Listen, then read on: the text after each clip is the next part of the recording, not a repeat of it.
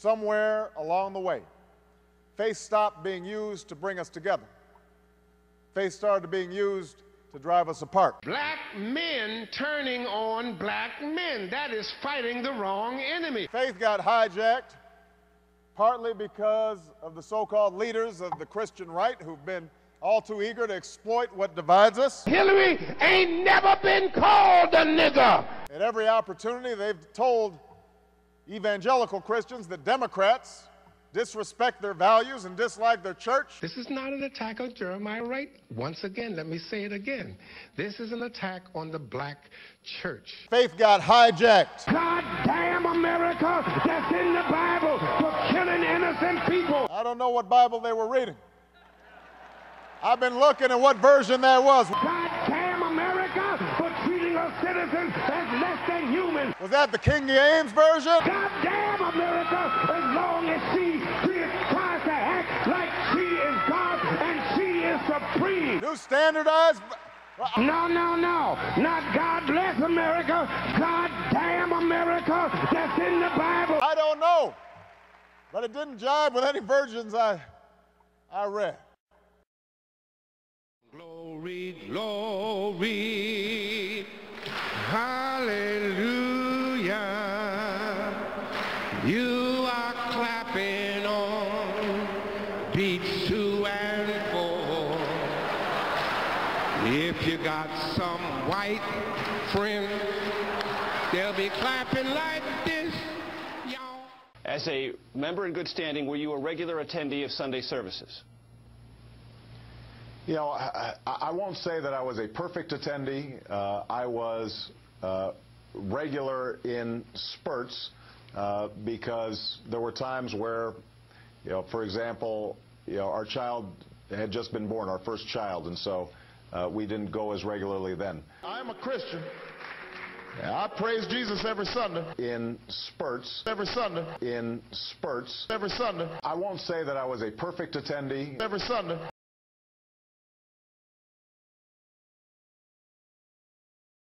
Don't tell me words don't matter.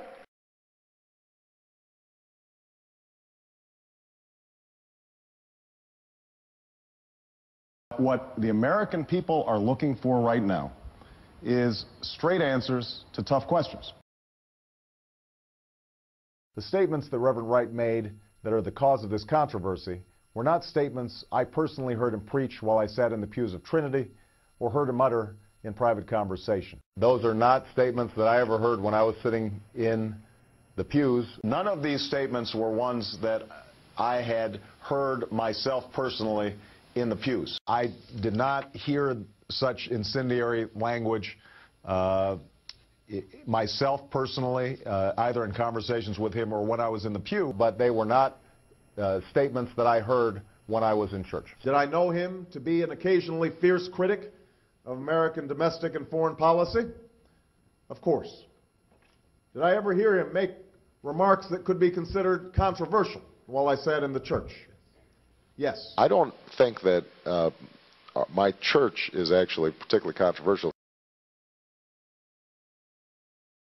You both are the primary targets in an oppressive society that sees both of you as a dangerous threat. Fighting for peace is like raping for virginity. When you know you are smarter than that C student sitting in the White House, we've got a paranoid group of patriots in power. Government lied about Pearl Harbor. Government lied about the Tuskegee experiment. Paranoid group of patriots. Government gives them the drugs. They're going to do just like the LAPD and plant them some weapons of mass destruction. Paranoid group of patriots. Governments lied.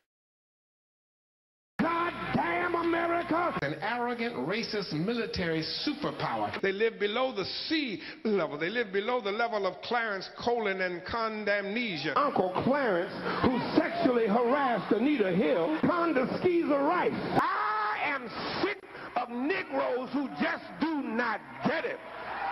Hillary was not a black boy raised in a single-parent home. Barack was. Homeland stupidity. I mean, Homeland Security. In white America, U.S. of KKKA. I said that dirty word again. Every time you say Israel, Negroes get awfully quiet on you because they scared. Don't be scared. Don't be scared. You don't see the connection between 91101 and the Israeli-Palestinian?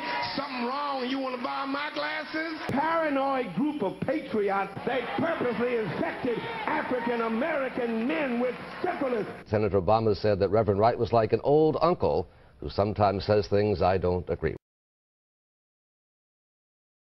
And the church ever said to you, man, last week you missed this sermon, Reverend Wright said this? Or, I mean, I think I read in your book that you used to listen to tapes of Reverend Wright when you were at Harvard Law School. So you had no idea. I did not. Did you know that he had made these statements before the videotape appeared? You know, frankly, I didn't. I wasn't in church during the time that these statements were made. One of them I had heard about after I had started running for president. When these statements, or at least some of them, first came to my attention, it was at the beginning of my presidential campaign. As I said, I had not heard them before.